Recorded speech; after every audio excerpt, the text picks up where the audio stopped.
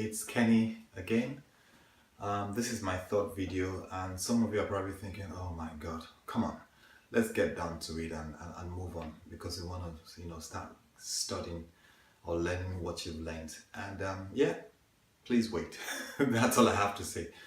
Simply because the PMP exam is not a joke. It's not an exam you can rush. It's not an exam you can jump into the middle of the book and start studying and think you're going to get it. You've got to be patient.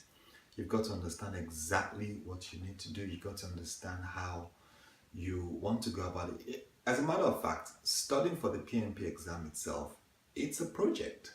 You've got to initiate it, you've got to plan it, you've got to execute it, you've got to monitor your study, you've got to close it hopefully when you pass the exam. And these are things, everything we do in life is a project effectively.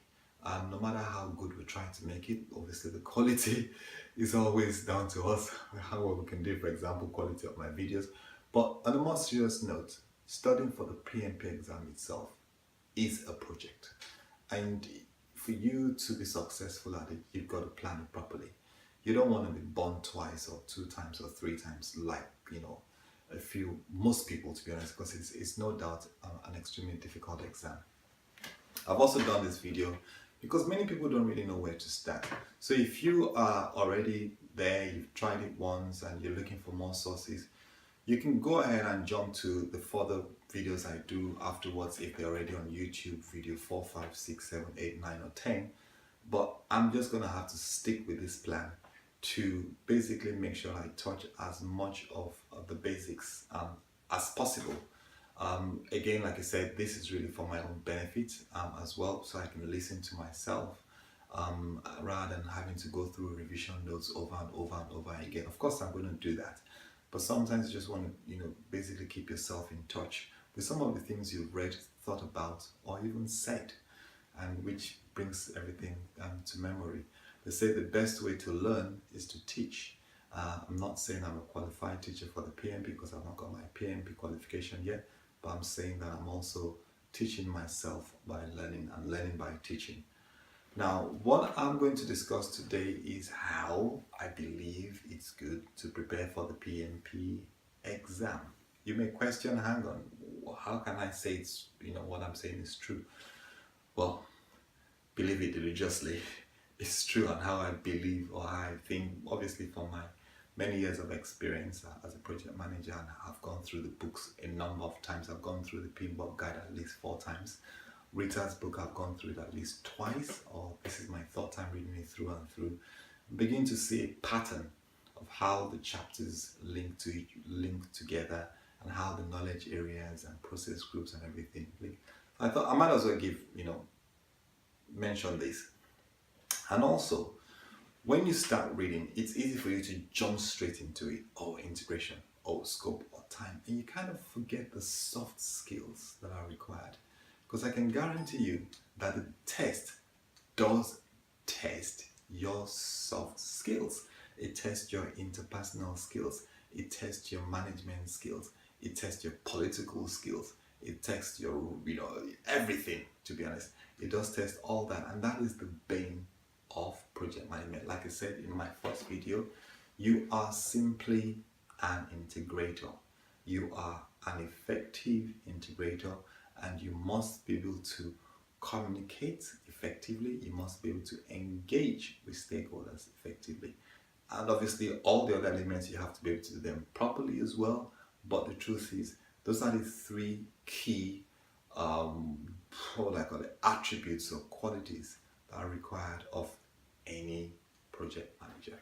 So, right, like I said, I've got something behind the screen, so if you see me looking away, don't crucify me again. I've got to be able to remind myself of what I've written down, of whatever presentations I've done. I've actually done 16 slides of presentation that I do look at from time to time during the video to remind me of everything. So again, focus on the content of what I'm saying, not my actions as such. Don't get bored and get sleepy. And that's what I'm going to say. So, like I said, recommended reading order for the PMBOK guide.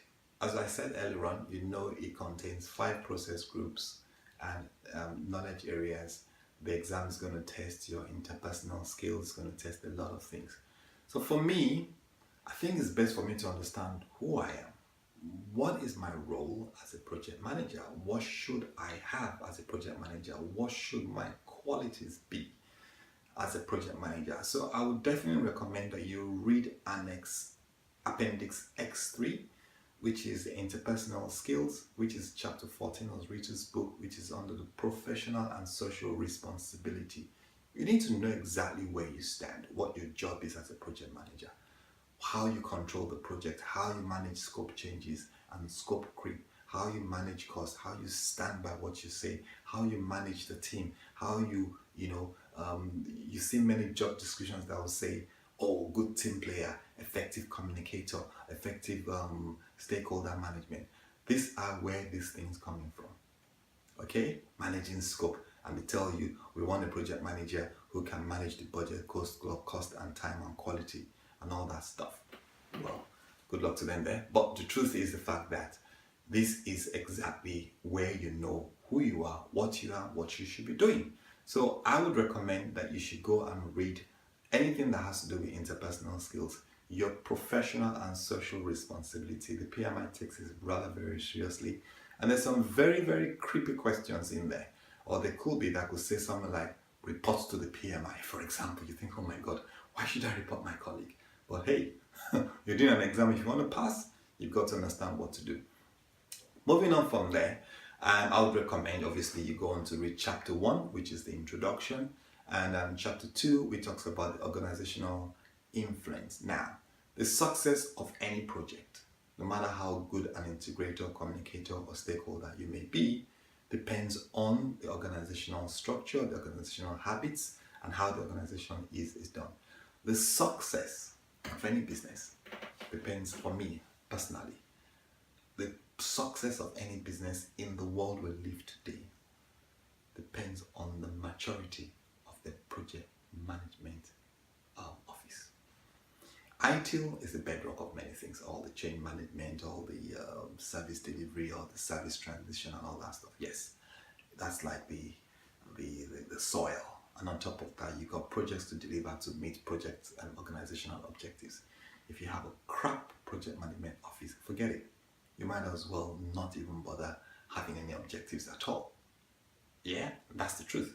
So it's very important that you understand how organizations can actually affect your job as a project manager. If you're in an organization where you got no power, what do you assume that is? And obviously, if you know that, okay, for example, I'm in a weak matrix organization, it means I have nobody that I can talk to. I'm more like pretty much an expeditor, to be honest, a project coordinator.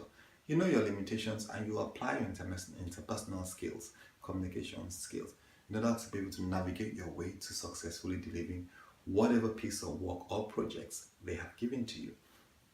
Moving on very swiftly to that is you then go on and read chapter 3, which discusses about the project management processes.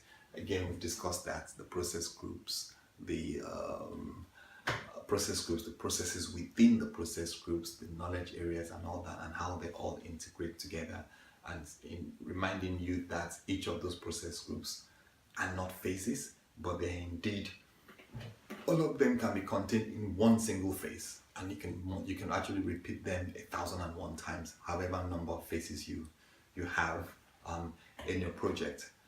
Then finally, sorry, take that back, not finally. The next I would go for will be Annex A1, which is the standard for project management, for project management of a project. Now gives you again an overview of all the processes and knowledge areas together. It's almost like a high level, although it's detailed, but it's not as detailed and cannot get that daunting to study as you try and do the individual chapters when you start too quickly. So I'll quickly recap on that one, take a break very quickly and recap is you read Appendix X3, Interpersonal Skills, you read Chapter 1, Introduction, you read Chapter 2, Organizational Influences on Project Management, you read Chapter 3, which is the Project Management Processes. You read Annex A1, which is the standard for project management of a project, management of a project, whatever it is. Now, we now get to where the interesting part is. Integration management. Remember I told you that the most important job of a project manager is to be a good integrator. That's easy. Integration management is simply how do you piece together every single thing you need to do to have a successful project. You're literally like a master of juggling balls. Juggling balls. Oh, I've got to put this together. I've got to juggle this. I've got to juggle this and put that and make sure everything hangs together. More so, you're trying to now handle 4, 5, 6, 7, 8, 9, God knows, projects at the same time. You've got to be able to put this together. And that's why integration management is very important. Again, that kind of gives you an overview, although technically speaking, from the PMBOK guide, it's pretty much the real start, because that's where you get the charter from. That's where you develop the project management plan. That's where you direct and manage projects. That's where you monitor and control and also perform integrated change controls and finally close the project. It's pretty much like the cloud or the umbrella over everything else that you do underneath. So you have to have that overview or that idea of exactly what you're going to do. It's like the approach of how you're going to actually manage every single aspect from initiation through to closing. Then after that, I'm going to go straight to stakeholder management. You're thinking, am I crazy? No, I'm not. Because if you look at it from the process group point of view, in the first place, you have develop project charter, and right at the bottom, number the 10th knowledge area is stakeholder management. So why not read the chapter next immediately? Why do you have to read it under the process group rather than, first of all, why don't you just read the chapter, go to chapter 1 or chapter 4, and then go straight to chapter 13 and read it, because they are actually very closely related. I think it's the best thing because, number one, when you're given any project, you understand exactly where the business is trying to go to achieve. You try and read through objectives and things like that. The first thing is, who do I need to speak to? Who do I need to speak to? Who are the people that I need to get involved, as far as this project is concerned? Stakeholders, when people talk about stakeholders, they usually mean senior management, but it involves everybody, your project team, external person, anybody that's going to be affected directly or indirectly or has one kind of interest in the project. So I will personally go straight from integration management to stakeholder management. And after that, because you're going to be dealing with stakeholders, what are you going to be doing? You're going to be communicating with them. So straight away, I'm going to go straight to chapter 10 and read communication management, because it again the next best thing or the next closest thing to stakeholder management. And believe me, in the exam, a lot of these questions are so related that it's easy to miss where one sits and where the other sits. Very easy, because the like I said, the exam, the guys who have set the exam up are like you and I.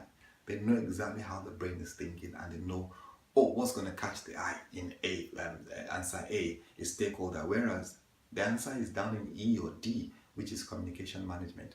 So it's good to read both of them so you can capture the differences pretty much immediately.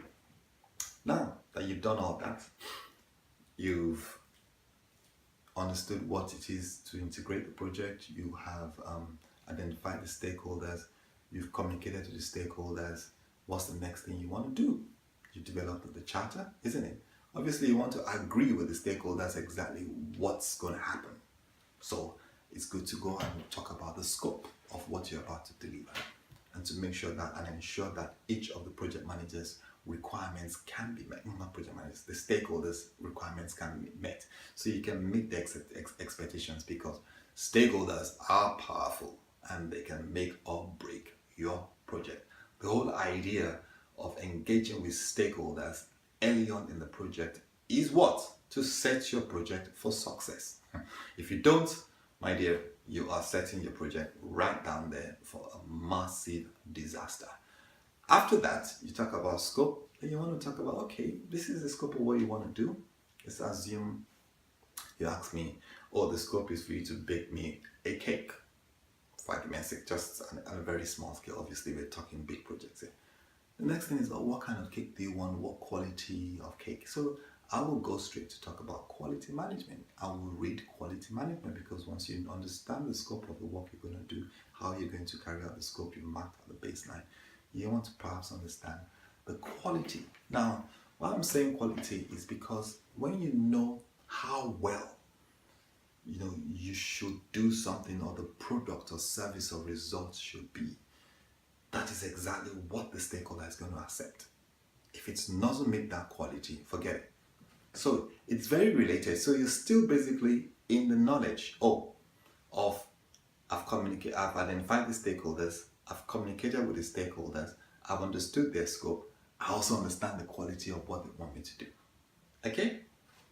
Right. Now, from here onwards, really you can read it anyhow, to be honest. You can. And personally speaking, I'll probably go straight to time, but time management can be quite difficult and be quite daunting to read because there's a lot of schedule and variances and calculations that could blow your mind out.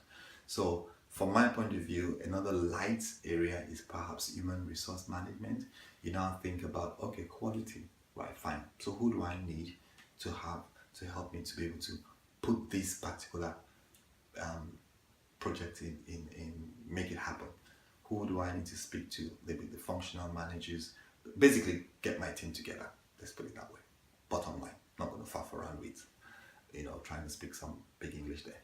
Pretty much human resource management. How do I acquire my project team? How do I develop my project team? And how do I manage them and train them and get them ready to be able to deliver this scope to this quality? Obviously, we now think about time and cost. I'll tell you why I move further down those lines in a minute. Then obviously, you want to talk about risk. This is another relatively light chapter. Because what it is I'm going from the easier ones slightly to the steep ones, and then bringing them down a little bit again, or put it that way. That's what I'm trying to achieve, so that you read, get used to it, you read, you get used to it, and then you enjoy it and you build. Because if you try and read it chapter by chapter, I guarantee you by the time you get to chapter 5, you're bored. You probably drop it for another 2 months and not really, you think, oh God, I've got to pass this PMP exam, and then you want to pick it back again. That's what you want to try and avoid. You want to try and read and be able to be steady, to be able to read moving forward. So back to what we're saying. Quality management, human resource management, you go on to read risk management, you understand the risk around it, you do a qualitative analysis of the risk before you do a quantitative analysis. Qualitative is more like a high level, blah, blah, blah, blah. This is likely going to happen. You actually sometimes even get that from your assumptions that this project will be successful, assuming, or based on the assumption that this is in place. That's the first thing. That's where you start your risk from, because if those things are not in place, it means your project is pretty much already between the devil and the deep sea. If you say it's assumed that the project is in place and you find out that the project hasn't been approved, you ain't going to start a project in the first place. So that's a risk in itself. So you want to consider the risk. Then you want to consider, when you consider the risk and you understand the potential impact of the risk on your project, then you could think, okay, if there's this risk in place and you look at the probability of the risk happening, it means that potentially it could take this long to do this project, right? So in doing that, that means you're going to consider project time management. You need to now, this is where there's quite a lot of calculation around this area. There's a lot more involved in the subject area. You're now kind of coming towards the tail end of the textbook anyway. So by now you've gathered a lot of information and you now know exactly or have an idea of how everything is flowing together. And then after that, you've got the time, you've got the risk, you've got the quality, you've got the scope, you know how many people you need, perhaps you've got to hire some people. Now you can now put together perhaps a cost to match it and see whether the budget that has been allocated to the project at the beginning, maybe by the project sponsor, is enough in the first place. You could look at it that way, right? So you get you go and read the cost management. Now I've left procurement management to the last for a reason. Many projects are internal, but from the context of the PMBOK guide, right? The procurement is pretty much around a third party, where you're going to hiring a third party to do this, to run your project. a lot of the discussions around that is around the type of contracts you have. If the contract is broken, do you have to go to the law, arbitration, and what's the last resort? How do you resolve it? And things like that. So which is why I, to be honest, left it right to the end, because then you can then basically just put an icing on the cake and say, okay, now I understand what procurement is like. On that side, many projects are internal. The IT department simply just runs the project and cross-charges it back to the individual departments. So we can leave procurement management safely as the last particular chapter that you read. I hope you fully understand why you don't have to follow my my advice.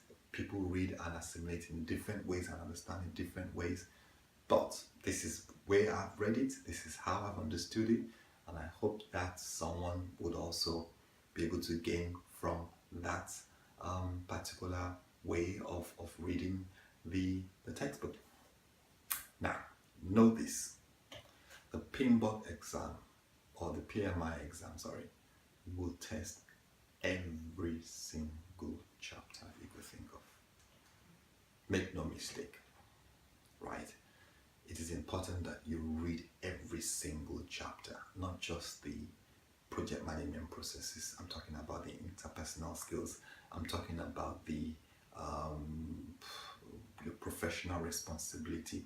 I'm talking about those bits I put at the first, because by the time if you go, many times you tend to get tired and not even read those. So read them quickly so that they're out of the way. And then you now start getting the picture as to your role as a project manager, right? The PMBOK guide or the exam would challenge your real life experience against what's been written. Very subtle sentences are all over the place that you think, oh God, why didn't I read that? How come I didn't see that? Which is why I said, the more I read the book, the more subtle sentences I see. Why? Because I practice a lot of questions, and you now start seeing all the different ways in which questions can be asked and the subtle answers that are in there. They would also test, what do you do next first? What is the first or the next best thing that you do? So you need to be fully aware that there will always be more than two answers that are correct in the questions, but the question is which one is the best or the first answer. Yeah, so this kind of makes it even more difficult. Forget the fact that you have to sit still at the computer for 4 hours, which personally I have issues with that. I can barely sit down and read continuously for an hour, let alone sit there and do an exam for 4 hours. I think it's just not fair, personally speaking. But hey, it's the PMI, and that's what they want, and that's what sets the exam apart from others. It's all good, but you have to be at the top of your game to make sure that you know exactly what needs to be done next as soon as possible.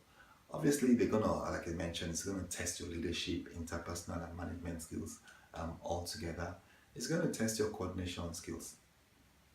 You're an integrator. Forget the fact project manager for now. Look at yourself as an integrator, and that will help you to be able to understand more your role as a project manager and how you should behave, your professional conduct, telling the truth, making your stakeholders know exactly what's happening. Being able to, obviously, you don't just throw every information at everybody. You have to know exactly who should get what, because you don't want to upset your stakeholders unnecessarily. Yeah. And finally, it's going to test your lexicon. Basically, there is like an appendix area, which is like the dictionary